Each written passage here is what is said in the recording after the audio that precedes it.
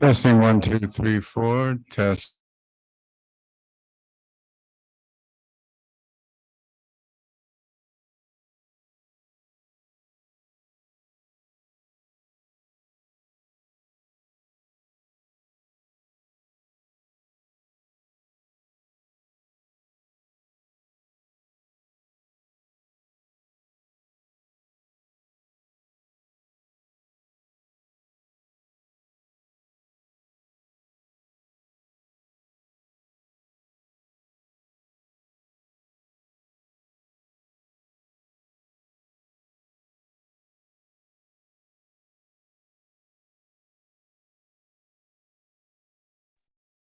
Test 1, 2, 3, 4. Testing 1, 2, 3.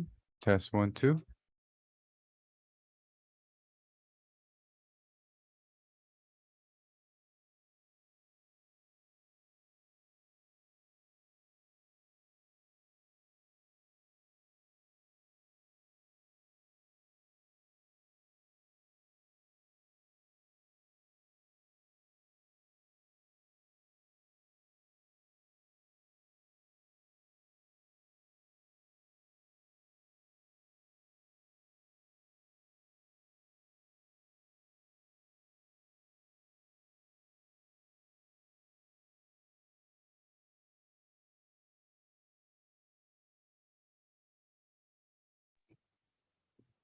Testing audio from Zoom. Testing audio from Zoom.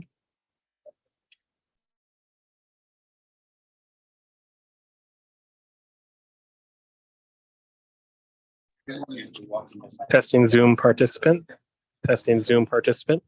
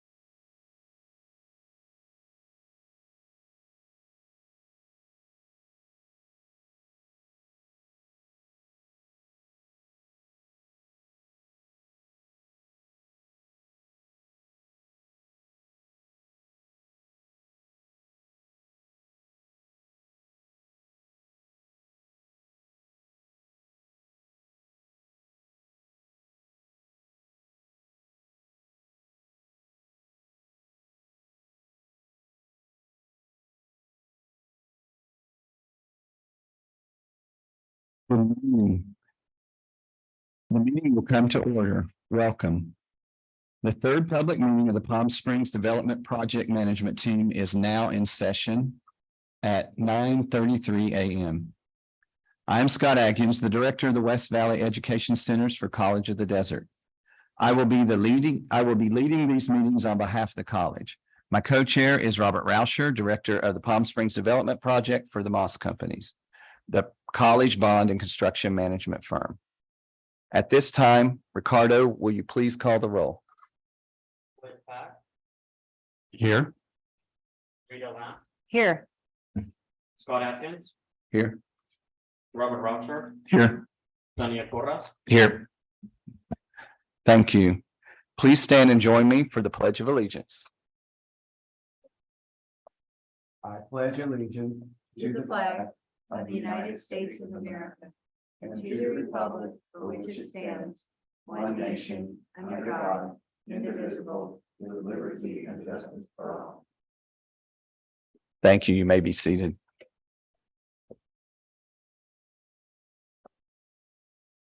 Members of the project management team, are there any additions, corrections, or deletions to the agenda? I have one. We're going to delete 4.03 as it will be incorporated into 4.02 as they're presenting. It will be included, just not its own separate entity. Thank you. With that, the agenda stands as confirmed.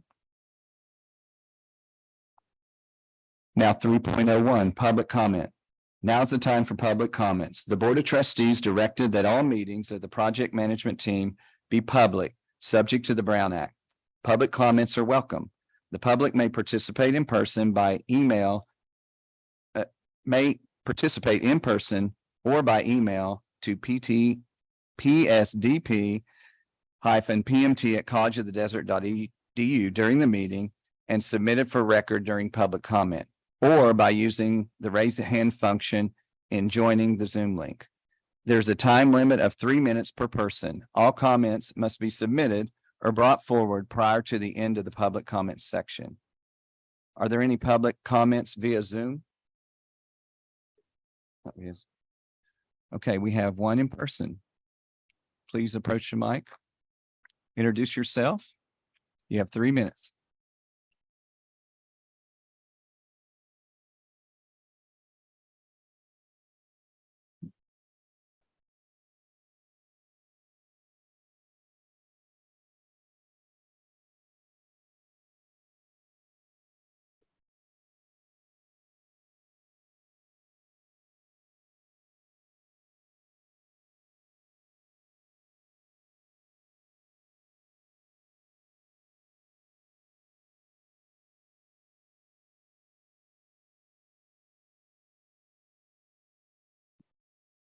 One of our main projects and mission is to make the co-partnership with Cal Poly Pomona and the COD for the architecture program to become a reality. And we appreciate the opportunities that have been extended to us. And I don't know that we've ever expressed those in public. So again, in great appreciation and gratitude for all that you have done and working with us and us being able to work with you. Thank you so very much. Thank you. Thank you for your comments. All right. Moving on to 4, schematic design competition. 4.01, the introduction.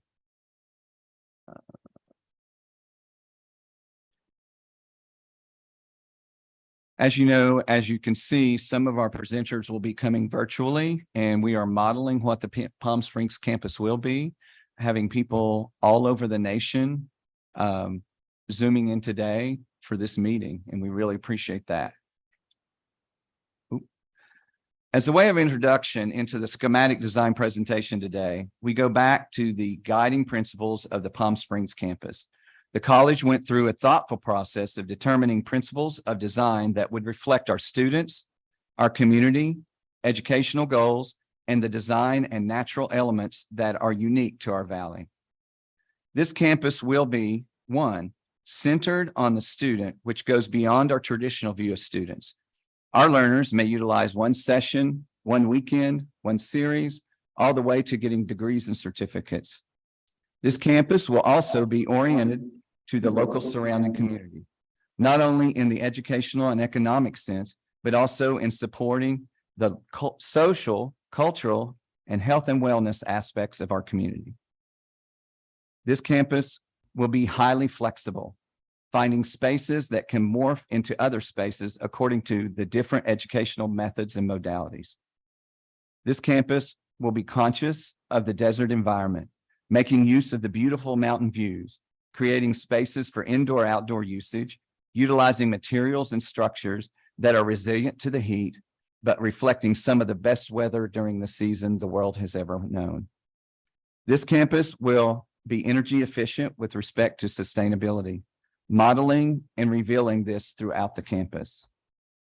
This campus will be reflective and mid-century modern architecture of the Palm Springs community.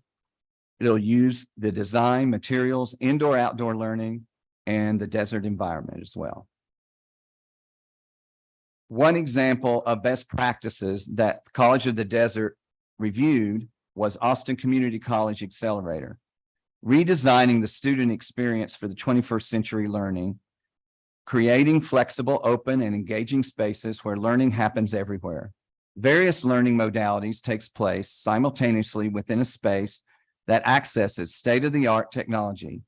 In the Accelerator building, a student can attend classes within the tech lab space in gathering of pods, receiving tutoring, joining in group study, or begin to create something new in the maker spaces.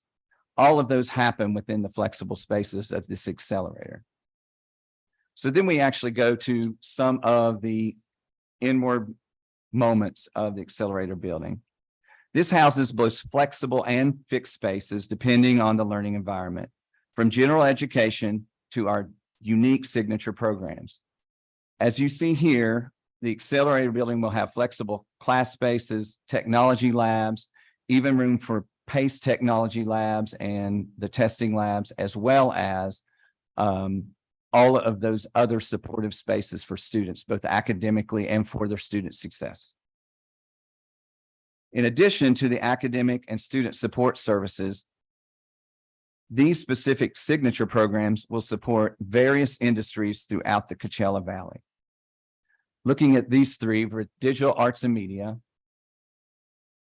the Center for Healthcare Excellence, and the architecture program, all of these spaces, some fixed, but will also utilize flexible spaces throughout the accelerator building and throughout the campus will be utilized. The Culinary and Hospitality Institute will support a various array of culinary and hospitality experiences for our students and the community. These spaces will include, let me get to my notes here, a demonstration theater, culinary skills kitchen, support kitchen, bakery and pastry kitchen, culinary arts dining room that will be utilized throughout the different programs, production, a restaurant, and student support and administration throughout that. Also in our hospitality quadrant will be a mock hotel rooms, 2 mock hotel rooms, a welcome desk, and student support, and a classroom as well that will support those areas. Finishing out the hospitality program will be the event center and amphitheater, where we will have various amounts of events that will be internal and external. We visualize seeing the state of the college there, having conferences for educational purposes, but also reaching out to community and allowing events such as Modernism, Film Festival, and all those other wonderful signature events that we have that we could house in Palm Springs and help that community as well.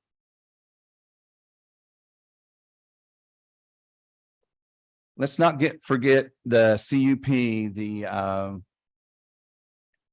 what's it called? Central utility plant, I'm used to calling it just the cup. The operation and campus support, including maintenance operation as well as security that are vital to our campus function and support our students in many ways. The cup, the central utility plant, will be highlighted in reference to energy efficiency and sustainability. This will be a part of the peeking into the workings of the campus and how we are committed to sustainability as well. For the next slide, Robert Rauscher is going to address the overall program usage. Thank you, Robert. Thank you, sir. I will not belabor the point of going through the numbers that we see on the screen, but I will talk for a little bit about what we've been doing since board action of February to get to this point. As we know, the direction from the Board of Trustees of the college was to complete the schematic design that was begun in March, in 2020, and then continued into March of 2021, now continues to the present. At that time in March of 21, the project was approximately 50 to 60% done with schematic design. Now, as of today, we are at approximately 90% completion.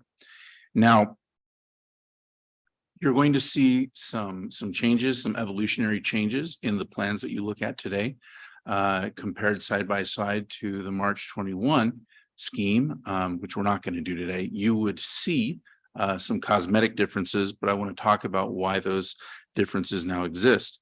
First, in February, we were given specific direction from the board to omit the learning hotel that was previously part of the scheme. We were also told to incorporate certain requirements from a hospitality and culinary study that we received. And there were elements in that included the mock hotel rooms that Dr. Atkins mentioned a minute ago and the student restaurant. We're also to incorporate architectural program elements, referring again to that partnership with Cal Poly potentially. The program elements now included to address that are a workshop for architectural student use, an outdoor yard, and we anticipate that the studio cohorts themselves will make use of our flexible instructional shells, which we'll show you momentarily. We were also directed to reestablish the event center and the culinary building that were in the previous, that were in the March 2021 scheme. And so you'll see how they've iterated since then to the present day. Now, there are also some changes that have emerged in the project as part of the natural evolution of the schematic design process. That process includes consultation with faculty, staff, and community partners. So these are informed changes and directions. What you're going to see, though, is they are of the function and spirit of the original design. So, for example, we've removed a significant amount of redundant and unnecessary space from the project. For example, we had in the previous iteration of the scheme, we had 2 flat floor studios. Those studios have been revised now to be a single larger studio that we think will suit our needs better. The digital media program had a dedicated makerspace back in 2021, and that's now been combined to maximize our main makerspace and make it more accessible to the maximum number of users possible. We've resized spaces to fit our actual needs. You'll see that the demonstration kitchen that is part of the Culinary Institute has had a slight modification to allow table seating that will be useful for people actually coming and dining while participating in a demonstration. We've right-sized our support spaces and circulation. In schematic design, that's a major part of the effort, just getting the building to function properly and make sure people can get where they need to go. So you'll see that hallways and support spaces have been right-sized. You will also see that we're maximizing the use of our flexible spaces. So you'll see a variety of clusters of flexible classroom spaces or instructional shells, as we've been calling them. You'll see at least 1 quadplex, a triplex, and several pairs as well. And WRNS will let us know where those are.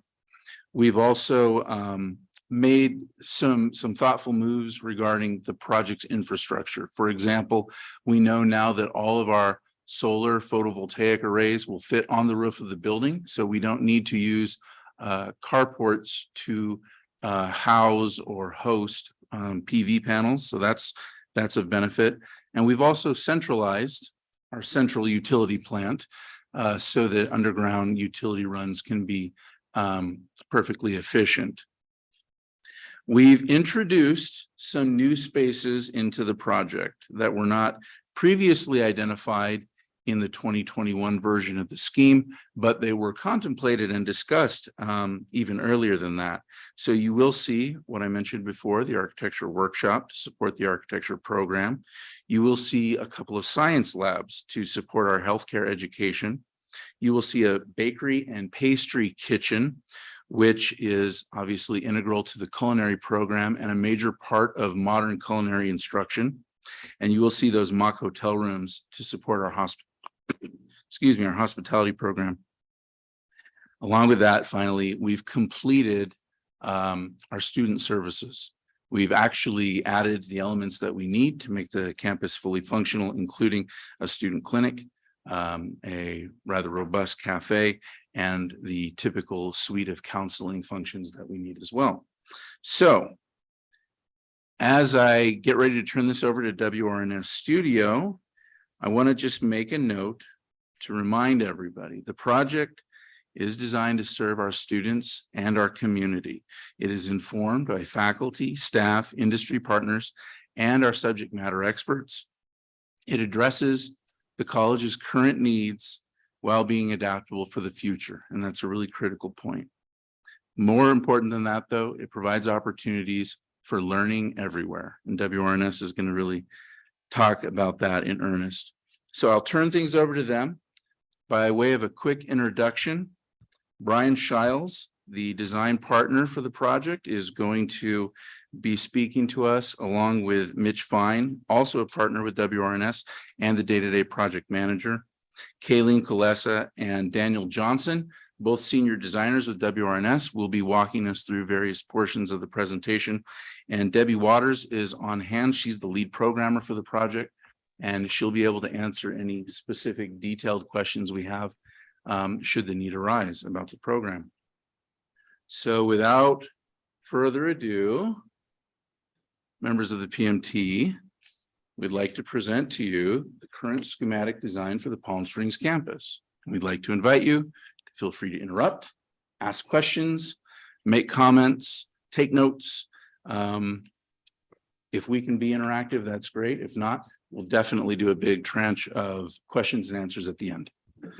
Mitch, I hope you're on. I am on, Robert. Just quick sound check. Can you hear me okay? Yes, we can. Excellent. Okay, great introduction there, Robert. Thank you. So let me just say on behalf of WRNS Studio and our consultant team, how proud and excited we are to be presenting, as Robert mentioned, the evolution and completion of schematic design from the March 2021 submission. Today's deck will begin with a series of 3D Excuse me. renderings. Could we have his volume a little bit louder? Check, check. Is that any better? Is that any better? And Robert, you just tell me when you want me to continue.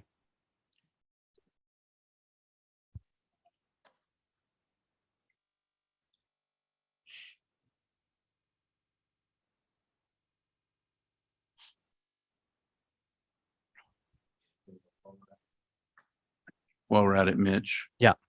If you would have the rest of your team just kind of sound off real quick. Maybe it's you, maybe it's them. We'll find out. Okay. Brian here. Kayleen Kulesa here. Daniel here. Debbie here. How'd we do? We're a little quiet on our end.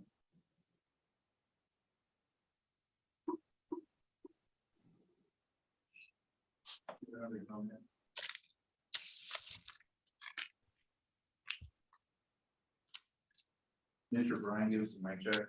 Check, check, 1, 2. Check, 1, 2. Check 1, 2. This is Brian. All right, do me a favor and project your voice. We're gonna have to keep going.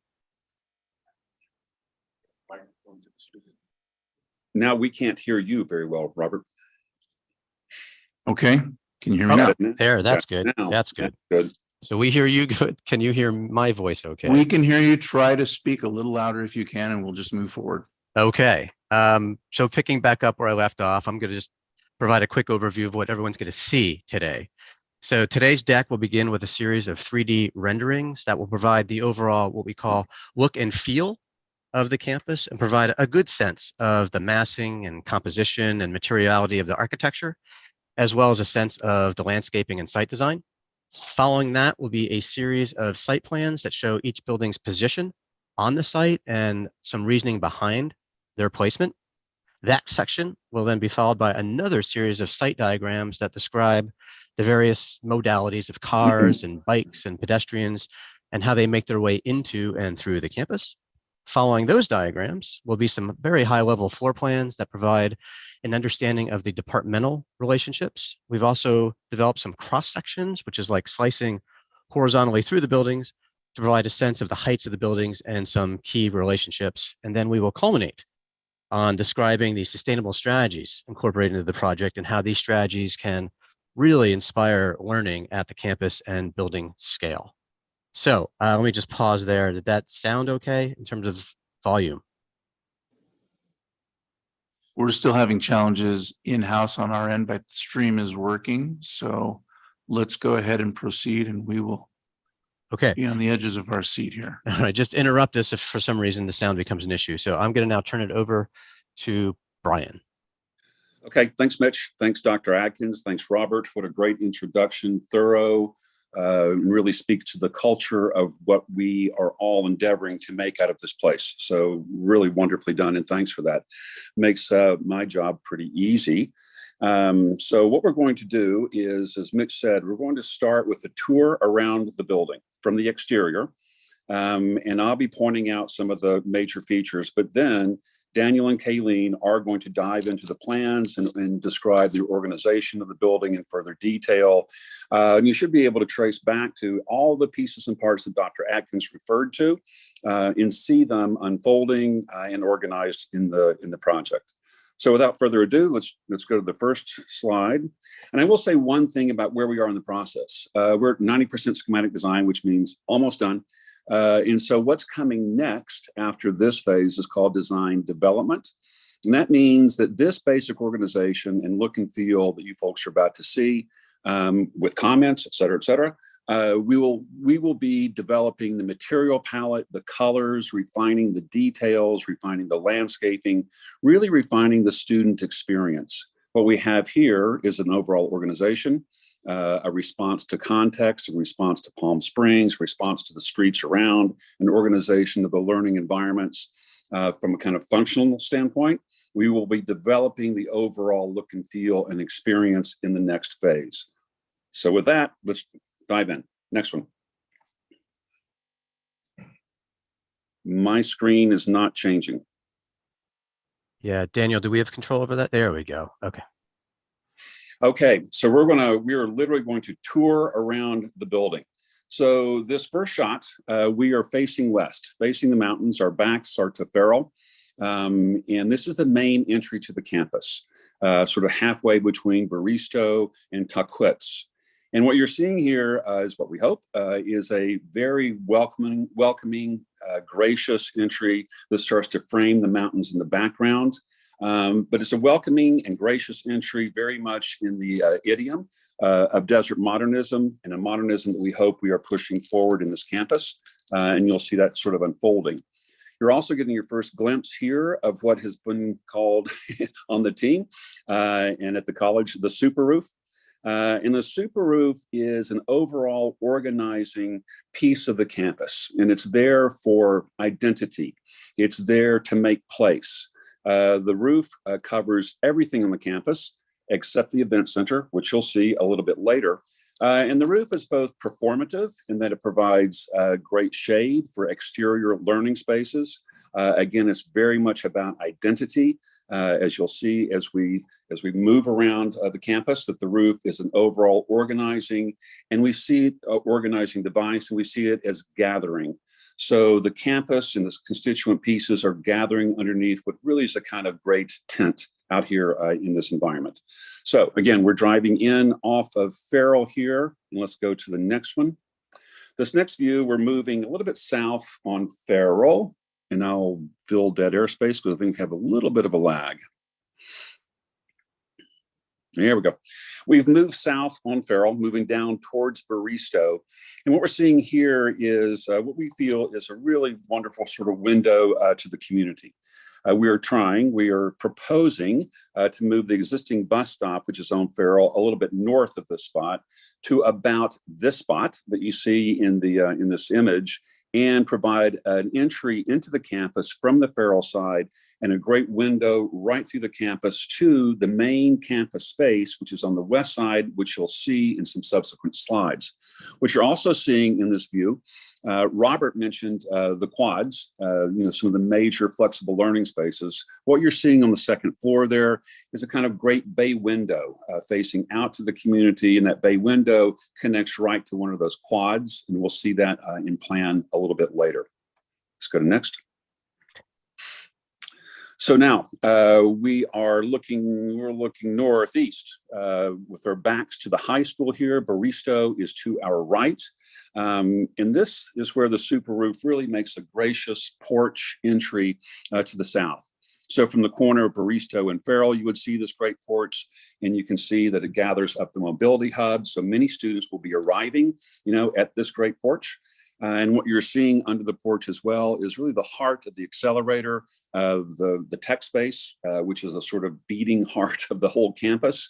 That space is now visible from all angles of the campus, from entry, from the west, and certainly from the heart of the campus, which you'll see in subsequent slides again. Next.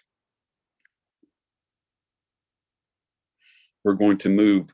We've just moved north along the west edge of the campus. You can see the roof is still flying over our heads, gathering up a variety of spaces, of learning spaces, both interior and exterior. And this is where the roof is doing the most work in terms of providing very deep shade for a large gathering space for the campus, which is also really the main entry that we see. And what you're seeing inside there is a kind of gathering, learning, almost a theater step situation that takes you from the first floor to the second floor, directly addresses the main entry and this main campus exterior space. And this space gathers just to our right here with the tech space, the main accelerator space, into one sort of large open heart of the campus. Let's go to next. So we were down on the ground floor looking east. We're now up on the second floor of the accelerator looking west. You can see the presence of the mountains and the overall experience of place. We are standing outside now. A fair amount of the circulation is exterior under this great roof. We'll never see rain. It doesn't rain there much, I got it, but we'll never see the sun. So this is part of that great gathering heart of the campus space. To our backs, and to the left and to our backs is the tech space. And we're walking along the second floor exterior space here to a big cluster of learning environments to the north. Next. So now we've come back down to more or less ground level, moving north a little bit. So we're 180-degree flip from the first slide that we looked at. Our backs are to the mountains. We're looking out to Farrell here. And what I think you're seeing is kind of the collection of different learning spaces and different community spaces gathering underneath the great roof. For instance, sort of in a way dead center is the flat floor studio that Robert referred to. Was two, now it's one, but there's a flat floor studio framing the main entry to the campus with a space that we'll talk about in just a moment, a demonstration kitchen, which is part of Culinary. So there's the flat floor studio, a space that will reach out to the community, be available for the community. Right beside it, in that curved form, is a film screening room. And so there we have a kind of cluster of spaces that are both learning spaces, but also community facing spaces. And to the right of that curved film screening room, you see the main open space of the campus underneath the roof, shaded from the sun, but open to the mountains. Next. we just sort of turned, more or less here. And we're starting to look north here. And what you see to the right of the screen is the culinary. You're seeing just at the edge there, the culinary dining room.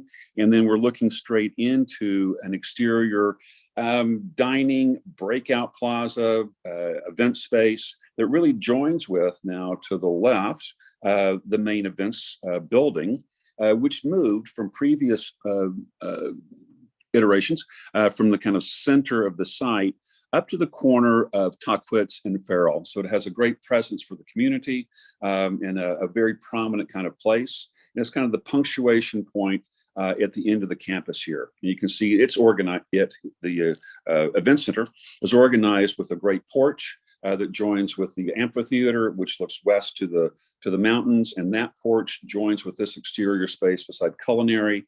And this is about the continuity of places, learning everywhere, opportunities to be inside and outside with great climate protection. Next. So I believe this is our last one. And what we've done now are backs, which we're facing the mountains. And you're seeing to the right there, the event center and then the great roof sort of stretching out from north to south. On the south end, on the left end, is the mobility hub, the porch to the high school. I believe that is our last view. So that's a big old, pretty fast tour around the look and feel and the massing and organization of where we are right now.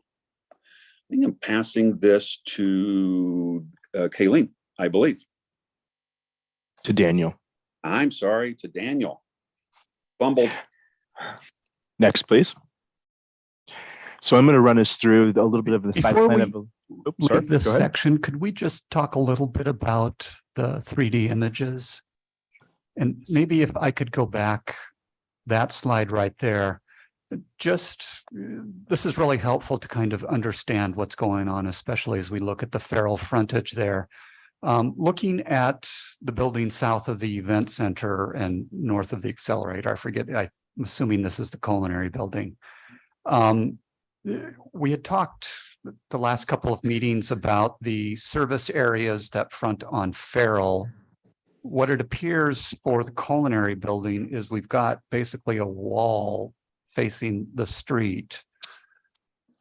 I wish that were a little friendlier. In looking at the south building and one of the images that we saw there, that there's some glass, there's the entry, there is views from some of the interior spaces to the street. I think that one is handled much more effectively, but I still have concerns about service off of Farrell and how that is treated.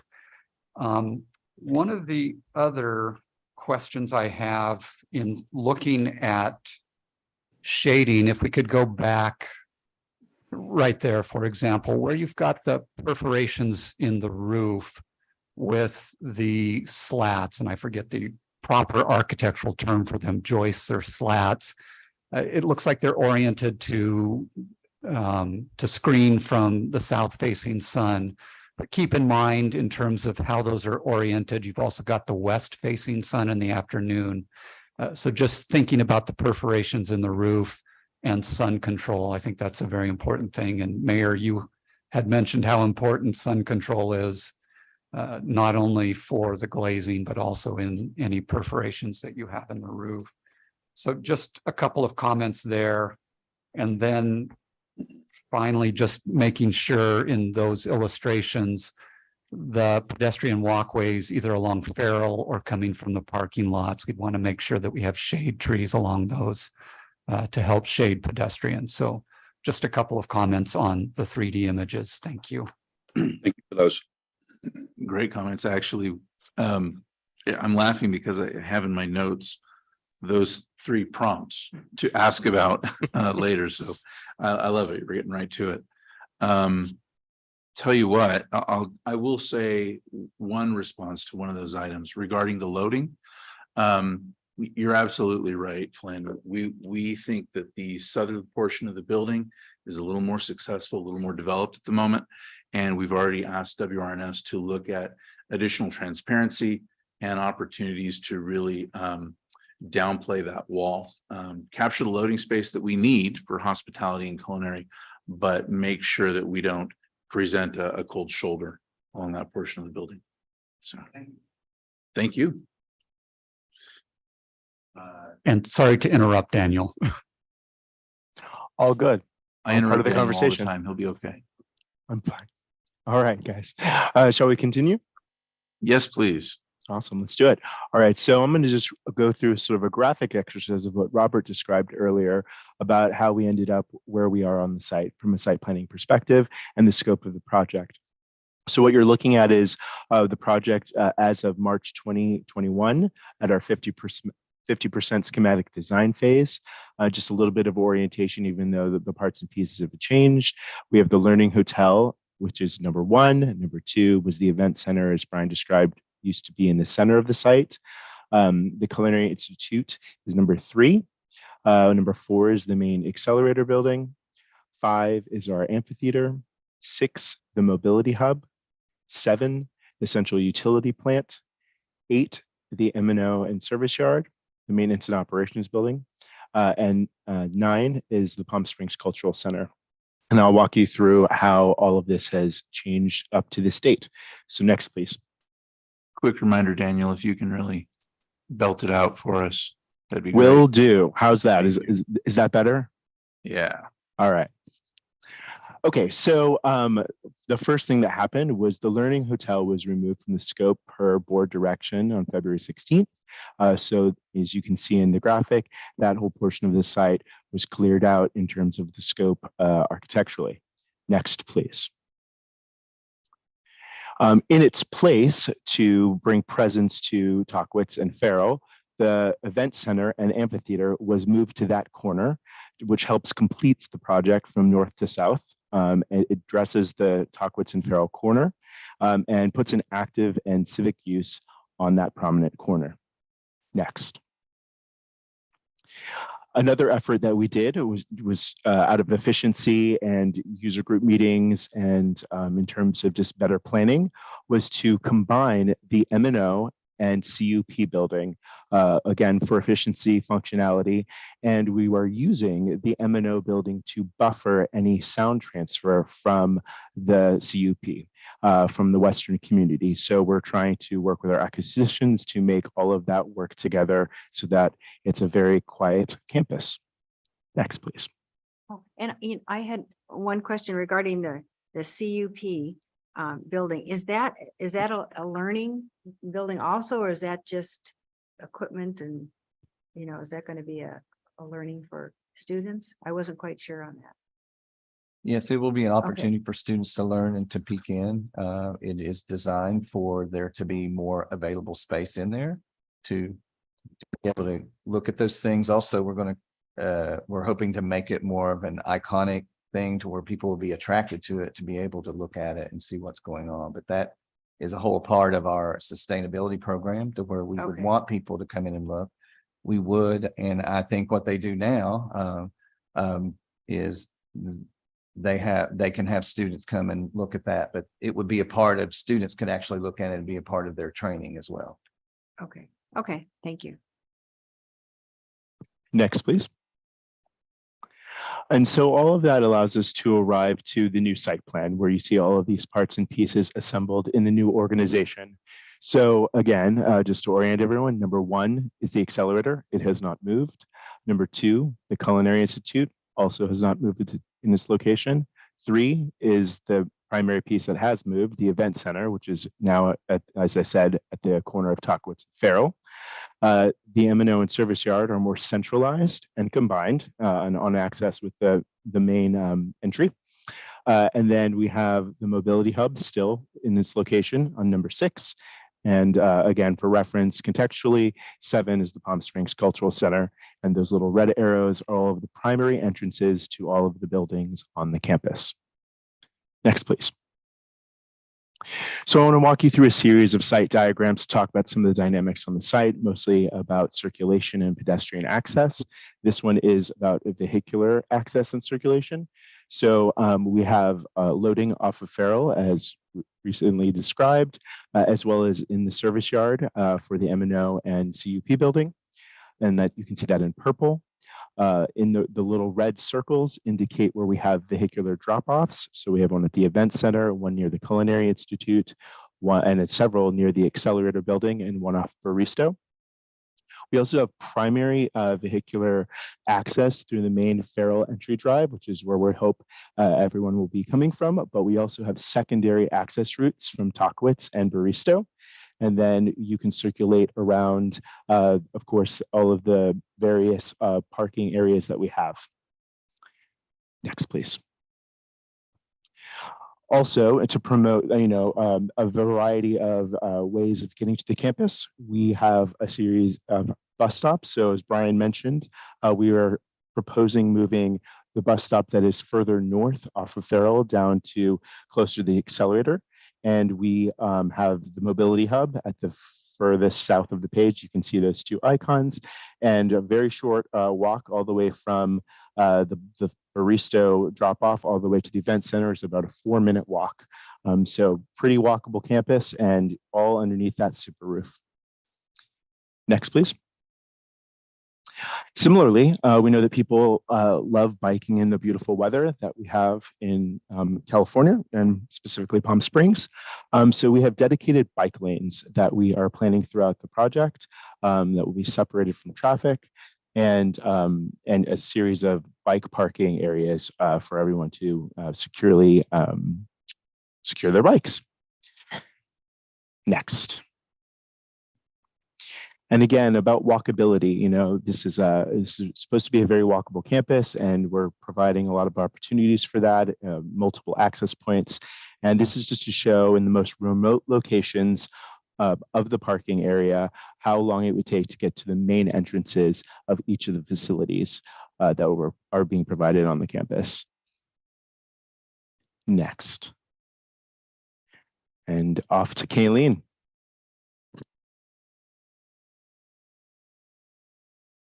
Okay, so I'm going to walk you through the accelerator plans, and that's the kind of south portion of the building. And then I'll pass off to Daniel to walk through culinary and events and the maintenance and operations building.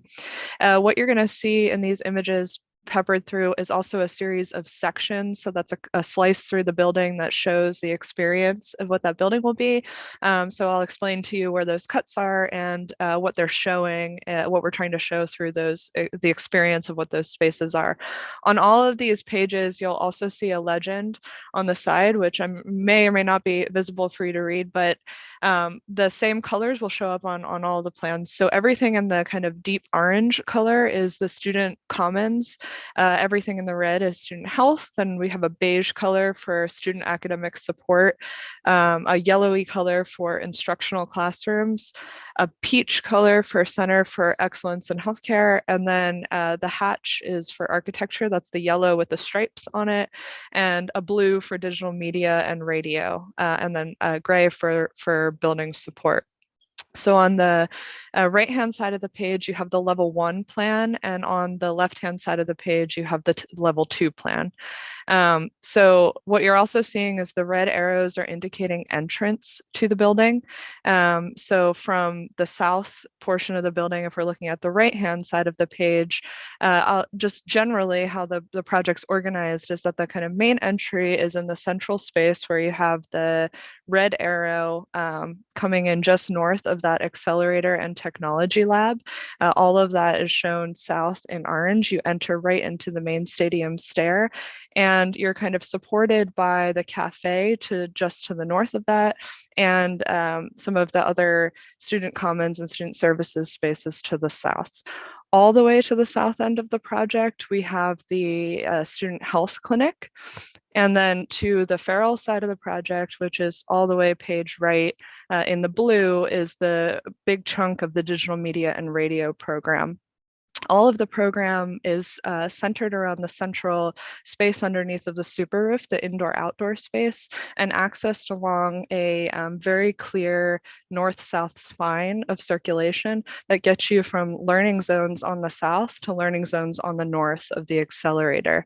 And all of this is meant to say that as you're circulating through these spaces, you have visibility to learning everywhere, as we've kind of described in the other, in all of our kind of imagery that we've proposed. So as you move north from, again, that central zone where you kind of have a main stadium stair we saw in the views that Brian was describing to us, you see a series, a 3-pack of classrooms. That's the triplex that Robert referred to the west.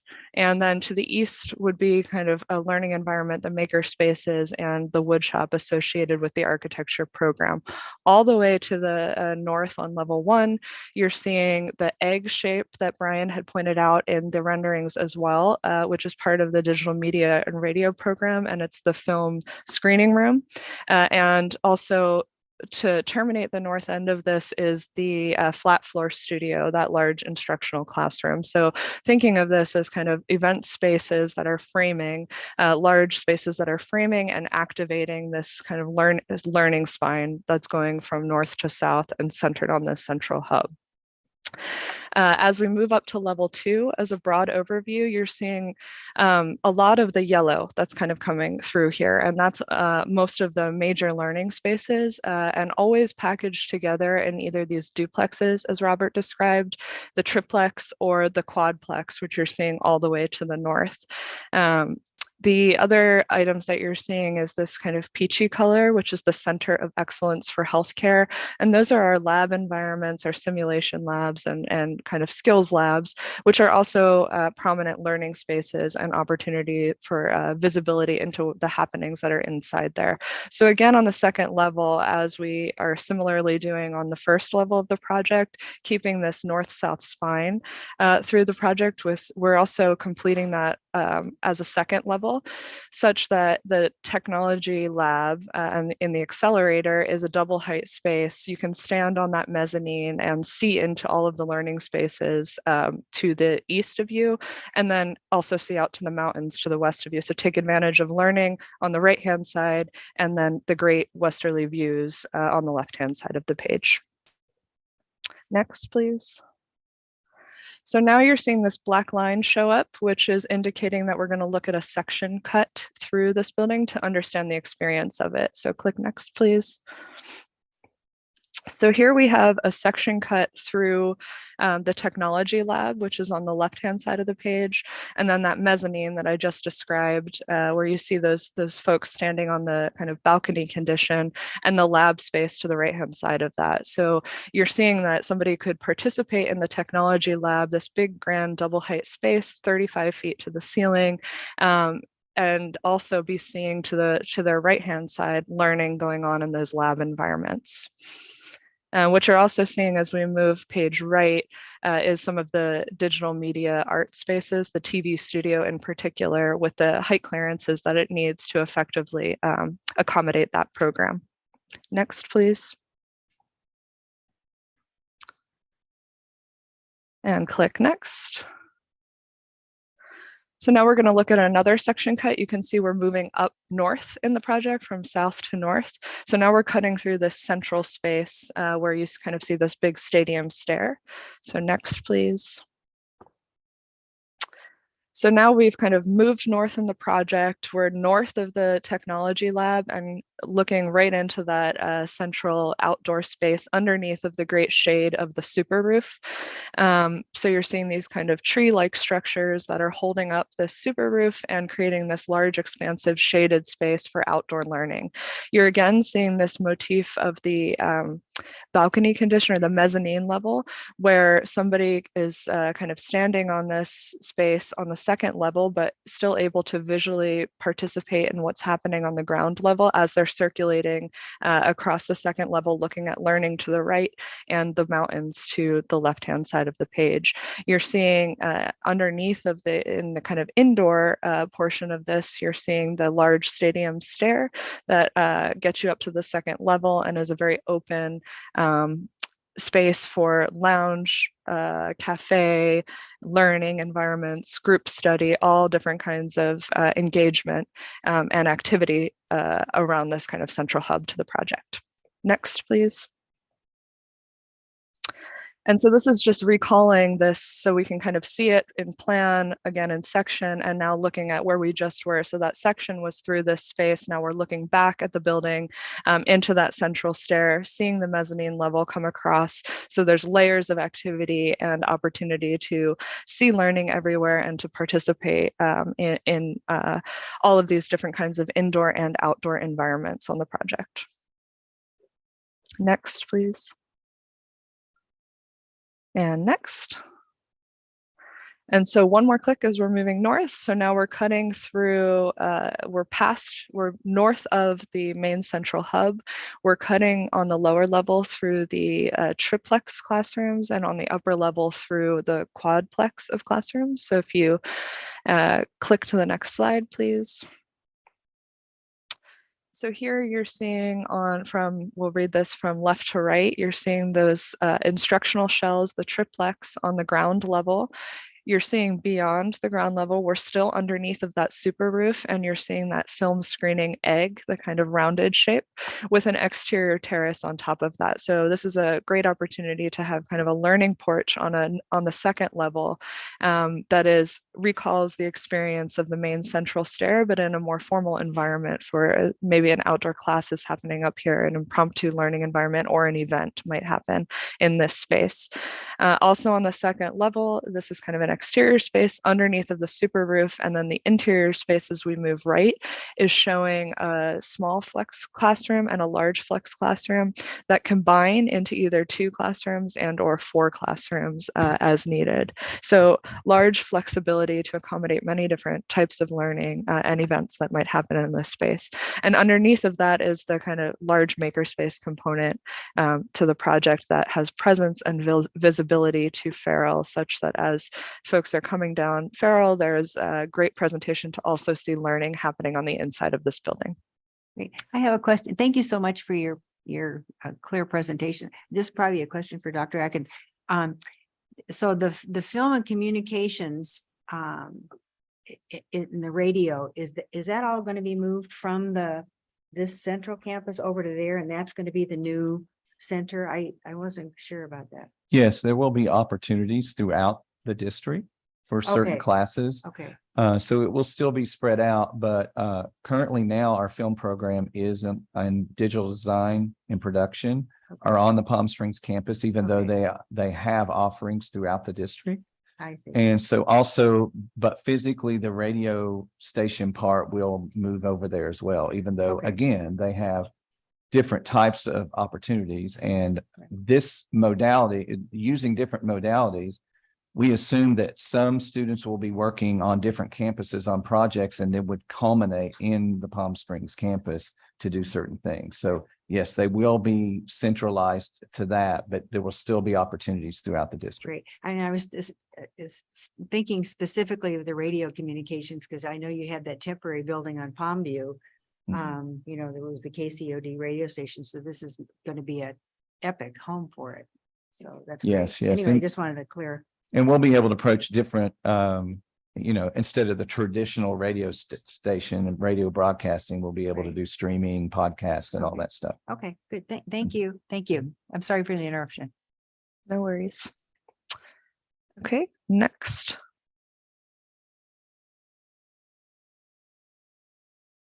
Oh, can we click next, please? I don't know if it's a lag or, oh, there we go. Okay, so now we're standing on that exterior walkway and we're recalling the image that Brian was describing previously, where we're on the second level, the mezzanine level on this exterior walkway out front of the main central stair, looking over the central main entry from the western parking and looking back to page right to a bunch of group study spaces and that outdoor learning environment on the level 2 terrace. Next, please. Can I stop you there for a moment? Can we go back to that picture? The one thing I like and hope is continued to be developed to 100% is as you peek over there, there is like a mini amphitheater, mini seating area in the middle of that quad area. No, well, that's the I think that's the meeting room on the second floor. I'm talking about down on the first floor. Yes, right there. That is a great opportunity to create a little learning environment or gathering environment. And I picture that could be utilized very well in the future. So we want to make sure that we develop that to its fullest potential. Thank you. You bet. So now I'm going to pass it off to Daniel to walk us through the Culinary Institute and the Event Center and the Maintenance and Operations building. Thanks, Kayleen. I'm not going to be as good of a color describer here, but I'm going to do my best. And then I'm also going to use my annotation tool to point you to specific things as we walk through this. All right, so in terms of our colors from top to bottom, we have a sort of light orange, which is student academic supports. We have the instructional classrooms in yellow, culinary management, which is basically all of our kitchen learning spaces in that sort of strong reddish color. Then in a light pink, we have hospitality management. And then in a sort of beigey yellow, we have events. And then that rich orange is the events kitchen with building support, of course, being gray. So as we walk through, I'm going to take you from south to north, starting with the Culinary Institute. And starting with sort of big icon that greets you as you enter the campus off of the Farrell Entry Drive, which is the demonstration theater. And that's located right here.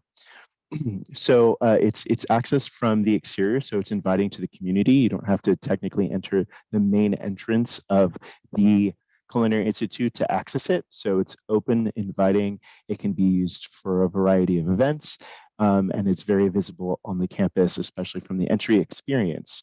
It is supported by a control room and is connected directly to the Foundation's kitchen for any additional kitchen services that it might need. But it does have its own dedicated kitchen as well for demonstration purposes, and can be a multi-use space and be used for regular classrooms and lecture style theater seating as well. But as we move further north to the main entry of the Culinary Institute, you'll see a big thoroughfare through there. And the important thing here is that is the main entry experience for the Culinary Institute that allows you to see into a variety of really exciting programs. First is the pastry and bakery kitchen. And then you have over here the Foundation's culinary labs, where beginning chefs will learn their foundational skills. We also have some classrooms right here that will be visible and seeing a lot of different types of learning happening in there. And then you can see photography for food and other social media aspects happening in the social media maker lab. And then have easy access to the faculty and student support. So this is meant to be a very active, visible space that allows you to see into a lot of the learning spaces right as you enter the Culinary Institute. But I'm going to take us back outside before we move further north inside the building and talk about the campus experience of looking into learning everywhere from the culinary perspective. As you come down the thoroughfare of the super roof, you will be able to see into all of the other kitchens. So the chocolate lab, our advanced skills kitchen, which is also our restaurant kitchen. So this is where chefs will be learning how to do some of their most advanced cooking and also learning how to serve the campus restaurant that is going to be right there. And so all of that's happening along your path to the event center. So you'll be able to see inside those spaces and see all the cooking and all the activity and all the learning as you move north. On the interior, you have a sort of a more private access for students to move up through the building and get into changing rooms, locker rooms, bike storage, so on and so forth for students arriving through different means, as well as a dedicated service zone for the Culinary Institute, which is located right here.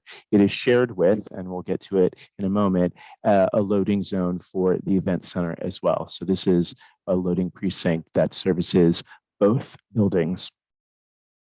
As we move north in the project, we arrive to this sort of knuckle, which is at the end of the super roof. And you saw a rendering of that previously, and we'll see it coming up, where we really see as being a really active part of the campus. It is served by the culinary dining experience, so there'll be outdoor dining there. It also has the entrance to the hospitality management program. So you can imagine that lobby could be open up for a variety of activities and for that the campus is putting on, and those open up right into the mock hotel training rooms and all the support services for that department. Also here, we have in this sort of arrow that's pointing here, a separate entrance into what we call the Workforce Innovation Ideation Kitchen. And what that is that allows for industry partners to come in and experiment and try out different technologies, and really becomes an industry kitchen that is an invitation to professionals and others around the world. And all of that can service around this plaza here that I just circled. And that is also activated by the breakout rooms for the event center. And so the breakout rooms are basically small conferencing spaces for smaller meetings or smaller little events. And that can be used by the event center, but also the campus at large. And all of this is working together with outdoor cooking, with the culinary dining room, and the hospitality management program to create a very active space for the campus. That leads us into the most northern part of the campus, the event center. So when you get 2 points of entrance, sort of a campus entrance and more of a visible entrance from Talkwitz. And this is a large pre-function space where people can mill about and have some, cocktails or wait for their event to start, have some hors d'oeuvres, so on and so forth, and they can enjoy the great views of the western-facing mountains. And that is joined with the event center's primary spaces, which is divided into four event spaces that are quite large and can host around 400 people. And all of that is served by the back of house, which is a kitchen, servery, on all of the building support spaces. And one of the things that we're most excited about is that the event center, of course, faces west, but also opens up, and as we pointed out on the site plan, to the amphitheater, which really gets to have the best views to the west, as well as create a center of community that connects back to the campus and the community at large. Next, please.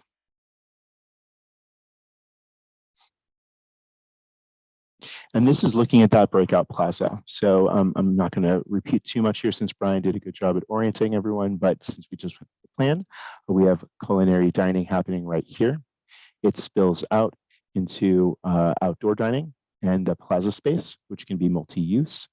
We see the entrance to the hospitality management program, the breakout spaces for the event center, and then the event center itself.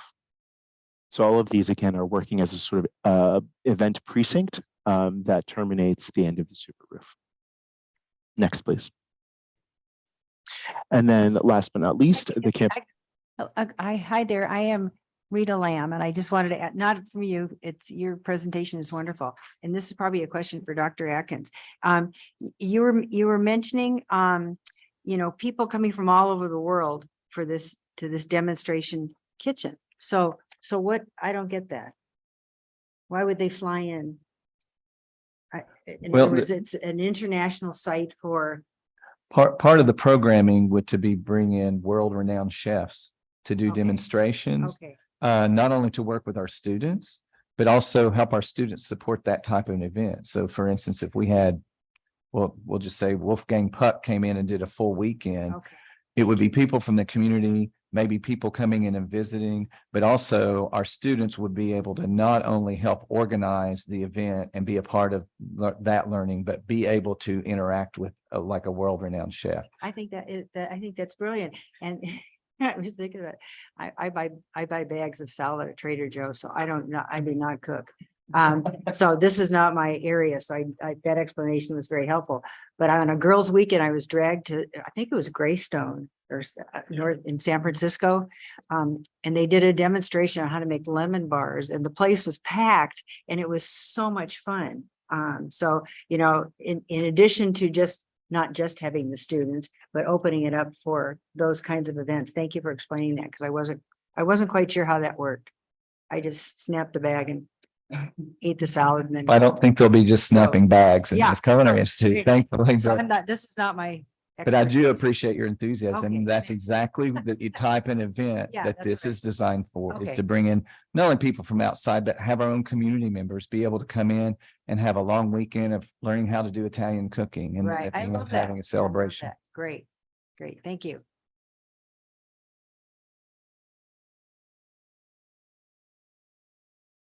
All right, let's continue with the campus support building, which is our combined maintenance and operations building and central utility plant. This is a very simple program. So in the Peach, we have the maintenance and operations program, which is mostly workshops, offices, various storage facilities for their use. And then public safety, which is going to be overlooking the campus and working with all of those functions, is in the blue, and also has a primary access to the main drive, which is here. So it has some visibility. And then we have the service yard where basically all the servicing is going to be happening for the campus, and the CUP located to the east. And we think that this edge, talking about learning is everywhere, is probably pretty porous in terms of visibility, so people can see all of the great technology that's powering the campus, and a lot of learning opportunities can be happening through there. Next, please. Okay, Robert, do we want to pause there for any reason to solicit any more questions about the plans before we get to the sustainable strategies, which is the final part of our presentation? Or just keep going? I think we keep going. Let's keep going. Okay. From its inception, as Dr. Atkins introduced, this project has had very high sustainability goals, which we are very excited about. Sustainable energy is one of the signature programs here. As Dr. Atkins reminded us, one of the guiding principles from the master plan is, quote, a model of stewardship and resiliency. So all that really inspires us to develop a campus that can be a learning tool and a demonstration of sustainable strategies to students and faculty and visitors and the community at large. So let's itemize some of the strategies that we're incorporating. That first bullet point, 50% of the campus energy generated on site from photovoltaics. As we all know, the desert sun is a great asset, so let's use it to provide energy for this building and maybe even potentially provide energy back to the grid when there's low demand, maybe on weekends. So that's something that we're very excited about. We now have an all-electric campus. We have traded out our gas-fired boilers for air source heat pumps, so there is no gas in this project except for the culinary school for induction cooking, as well as the science labs for teaching. But we are moving away from fossil fuels, which is a very good thing and very consistent with the way California higher education systems are moving. Electrical vehicle charging stations, EVs, are becoming much more commonplace. And on day one, as we're outlining there, 20% of those spaces will be available for EV parking.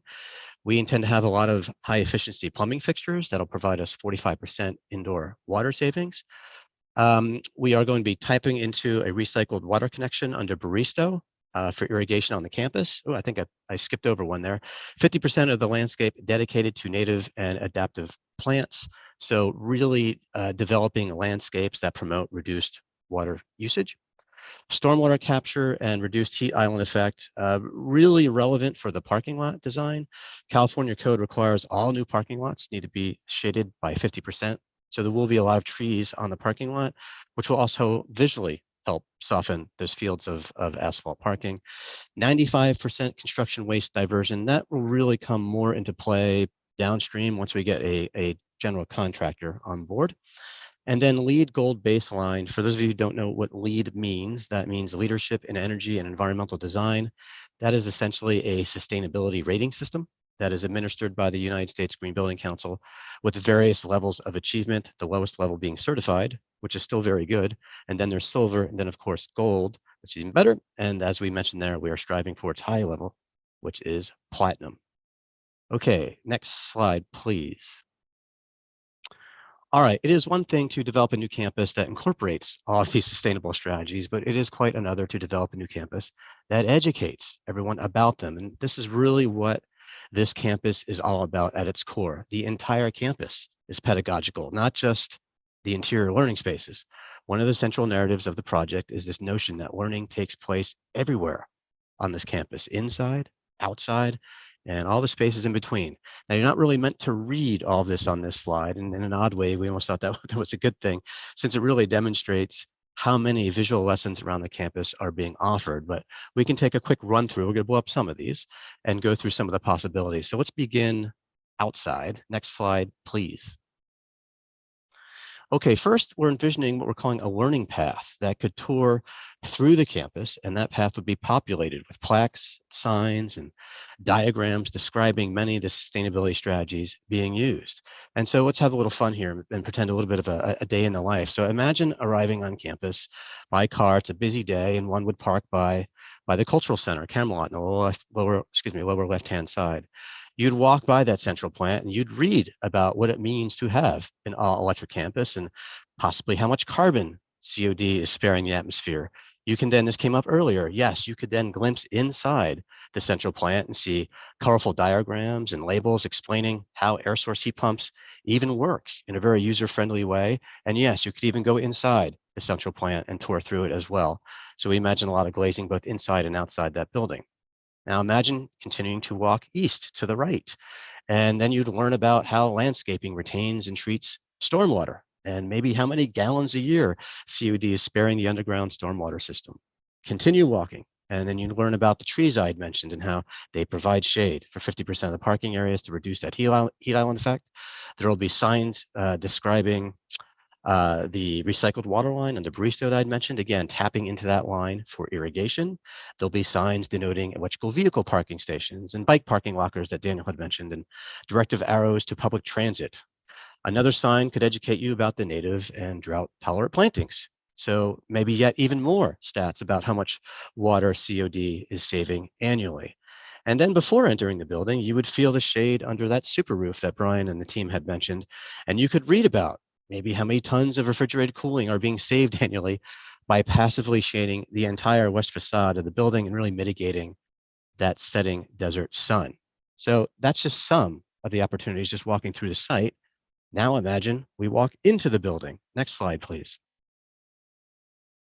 Now you walk in, and perhaps in the lobby, you'd be greeted with what we call an energy dashboard. That dashboard could explain how the rooftop photovoltaic systems generate this 50% of power needed to generate the campus, to energize the campus, excuse me. And maybe there'd be a fun fact or two about how many homes that would power a year, just to put things in perspective for the public. You could keep walking past signs that would proudly describe all the recycled content in the materials and finishes inside the project. You could enter a restroom and learn about those low flow bathroom fixtures I described earlier that reduces water demand by 45%. You could now walk into the Culinary Institute, and Daniel described this very well earlier. You could look through large interior windows to witness a culinary class in session. Perhaps there's a hallway sign explaining how the kitchen does offer both induction cooking, electric and gas, and maybe a diagram explaining how induction cooking even works. There could be other signs explaining the sustainable food systems incorporated into the culinary program. There could be diagrams explaining what a daylight harvesting system means. What is that? What that really means is all the abundant natural light that will be flooding this building means maybe the lights can stay on very low during the course of the day, or maybe even off during large hours of the day, and how much energy that could potentially save the campus. And I'd mentioned before this 95% construction waste being diverted, really demonstrating how both design and the construction process contribute to a more sustainable future.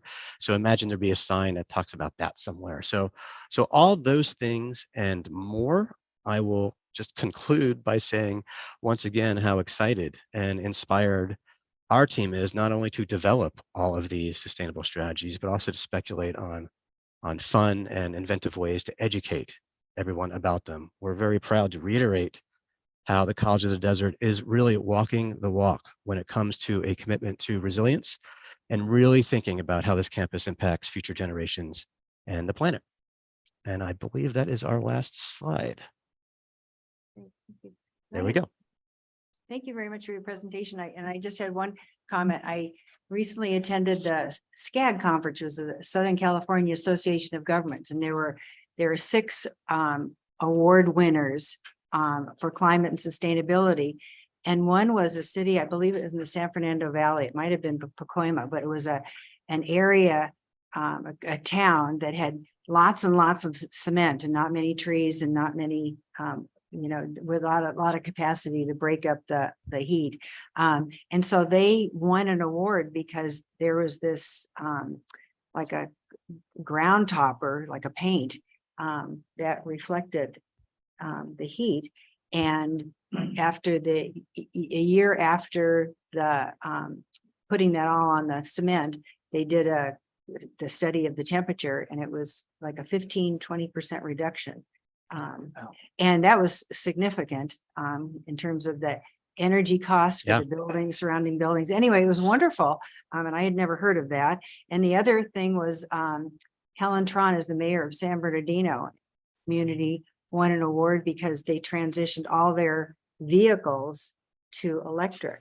So I didn't know if that hadn't been talked about, or I didn't remember it in your presentation, but the service vehicles that will be serving this particular campus, that would be another, and you may have talked about it and I forgot. So thank you. Sure. So Robert, I guess kicking it back to you, that is our presentation. Well, thank you all. Really appreciate it. Let's just go right into questions and answers. Or at least questions. And I can start, I guess. we'll go from there. I just have some general comments here. I took some notes throughout the your presentation. Very good presentation. Thank you very much for you and all your team. That was very, very informative. Just on the site, I took a look just on the site. There is a really neat roundabout in the middle. I didn't get to see any details on that, but I am excited to see some details on it. I think it'd be a nice statement, a nice centerpiece, and functionality. As soon as you walk in, circulation is perfect with the roundabout there. I think it's a really good chance to make a nice statement for the campus itself. The design, I didn't see any entry monuments, any corner monuments, or any College of Desert signage, or any lettering, or anything that establishes as a college. I think now with new architecture, it's always the oversized lettering, the 3D lettering, and even lettering on the walls. It looks really, really neat on the new buildings. And I think that's something that you can incorporate in the next design phase. Also, I didn't get to see any public art. I'm not sure if any public art is going to be incorporated, any monuments, student art, whatever that is. A lot of public arts incorporated throughout the city of Palm Springs. I know Cathedral City and Desert Hot Springs as well. So I know it'll be something that I would like to see incorporated into the buildings and into the architecture as well. The site, there was a comment about the no carports, that it was able to establish through EVs through the whole buildings. I think that's great. The only issue is the heat again, and that seems to be a comment that everybody agrees that we should definitely make sure that the shade on the parking lot is incorporated in some way through trees, if not the carports. I see in the parking stalls do have the fingers that breaks them up a little bit, the finger islands, that landscaping. So that was a great design. Traffic wise, there was no mention of that traffic signal on Farrell. I'm not sure if the main entrance is going to have a traffic signal or not, but I'm almost sure there will, because the left turn conflicts in and out would definitely require a traffic signal. I don't know how that will affect those apartments on the south side, but definitely I'm looking forward to seeing those design as well. And then the amphitheater on the event center, it looked like right now with just a few steps. I'm not sure what the final design or what the design is. There's a seating capacity, or what the capacity of that amphitheater is going to be. Is it going to be an outdoor events? Is it just going to be to sit down and relax type of thing? So I'm excited to see those as well. The wall, I do agree. Same thing with Flynn. The wall on the loading side, it is a very tall wall and a very it seemed like you incorporated some architectural features. I would just maybe suggest breaking it up, maybe some depth, adding some different materials, just so it won't look like a wall. I think it's a good idea of having a wall there and having an actual gate to close, and so it doesn't look like an access type of thing. But I think I could definitely agree with Linda. You can do something better with the breakup of the wall, so it doesn't seem like it's just a wall there. The last comment, I just think that no mention of the vacant area on this. I think it says grading sculpting. I'm not sure what that even means, but the open area is what is it going to be? Is it just going to stay dirt? How is that going to be landscaped? I'm not sure. There was no mention of that either. Just behind the amphitheater as well. But overall, I think the architecture looks great. I think it does complement the style that we have here in this side of Coachella Valley. It didn't overdo it. It didn't underdo it. This is a education institute. It's not anything other than that. I think it does definitely establish that. I do like, and I think it does complement the various types of finishes. The triangle patterns, I think, are really, really neat. the different type of lineal lines that you added on that super roof, I think are awesome and a great feature that I think somebody will remember when they come here. So overall, I think it's a good project, and those are the comments that I had from this presentation, but thank you again. Thank you. I will say one thing, because I think it will be a common theme regarding traffic.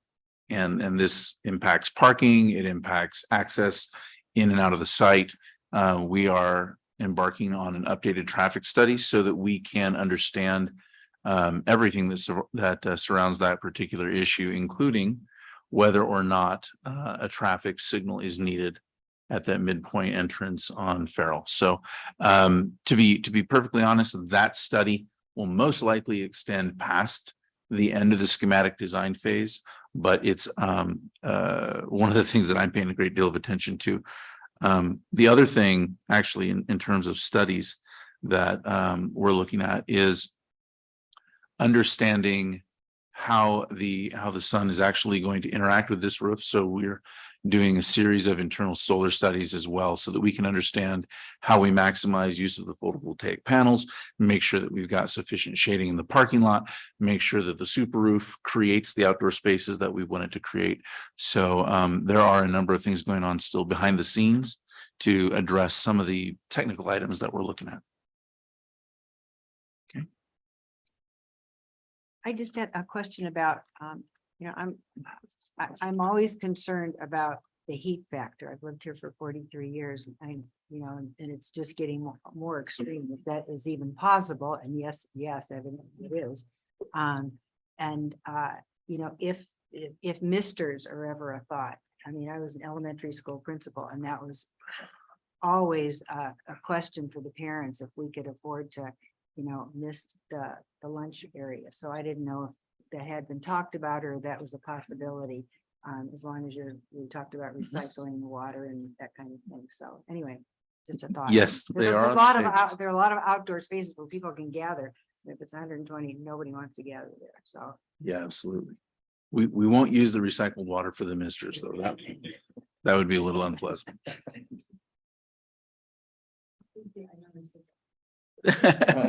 That's okay. We have one. Let's see, Mayor, did you have any more questions? Okay, I'll go ahead and go through some of mine. Looking at the circulation between the Accelerator building and the Culinary building, it looks like there really isn't a north door on the Accelerator building. You have to go back to the middle of the building to go outside and then go along the exterior pathway to the Culinary building. I'm not sure that that's a needed connection. I don't know how many Culinary students will be coming back to the Accelerator building or vice versa, but it just seemed like it was an excessively long route, and I'm wondering if that was necessary or taken into consideration. And it also looked like they had to pop outside the super roof for a portion of that journey. I'm not sure if I'm just looking at the site plan incorrectly, but you would want them to be screened and shaded all along that walkway. Looking at the height, I appreciate how we have a 35-foot building height, which is where the super roof is at. And my only real concern is on the east side of Farrell, where we have the single family residences. I just want to make sure that we're not impacting them by the building height. I appreciate how the 51-foot section is further back and probably won't be very visible at all, just based on how much the roof comes out. But I'd just like to take a look at a section all the way across Farrell to the other side to see what that impact would be relative to the single family homes. Also, in one of the sections, I think it showed that the screen wall on the service areas facing Farrell would be 24 feet in height. And I don't know if that was an incorrect dimension, because the first floor height is only 16 feet. And so I just want to, again, Mr. Porras has already pointed that out, that it's a tall wall. It needs some architectural treatment. It needs to be a very friendly facade along Farrell. but if the design team could just take a look at that, that would be great. Danny also mentioned the undeveloped area along Tockwitz in terms of what that would be. I would imagine that would be a future phase of the campus at some point. But just want to know what the interim treatment is on that. And then final question and comments relative to the Palm Springs Cultural Center. I'll apologize if I asked this before. I believe, is there some type of an agreement where they will be able to use the parking? There was with the mall, but that will continue through. Yes. Okay. And one of the things that I wanted to add is as part of that traffic study, we want to make sure that we have the right understanding of the amount of parking needed for those uses as well, including the vintage market. Yeah. And various other activities. So that's part of our thinking. Okay. And then the vintage market would still be able to utilize the parking lot on the weekends. So to be completely fair, that's an agreement with the college that's renewed on an annual basis. We assume that they're going to want to keep doing it. Okay. We want them to keep doing it. So let's all hope that that partnership continues. Okay. And then finally, relative to the cultural center, just like to make sure that there's pedestrian access between, the Accelerator building or Culinary building, event center, and the cultural center, as it would be lovely to see a relationship between College of the Desert and the cultural center in terms of events, and how those might be used, going both ways, thinking of students at the cultural center as well as cultural center at College of the Desert. So just a relationship that I'd like to see enforced if at all possible. Those are my comments at this point. And Dr. Adkins, I had mentioned to you, I did want to do a session in Palm Springs, most likely before the Planning Commission, to do an informational session showing the proposed layout of the campus and looking at the site plan. And I'll be in contact with you when we schedule a date for that. I think it would be important for Palm Springs residents to have the opportunity to take a look at the site plan and just understand what's coming down the road, as well as the process that we as the project management team have been through with this. So. I appreciate that. My comments, even though I've been intimately involved in some of the process, my comments are more of the internal spaces and realizing that there was an intentional effort to make those first touch experiences for students and to support students. So they didn't have to go and find things. So if they were needing help academically, if they were needing help with some type of student services, registration, enrollment, that they would be able to find those things easily and intuitively. And this addresses this. Now, we're not finished with all the innards, as my granddaddy would say, but we're going to be looking at that.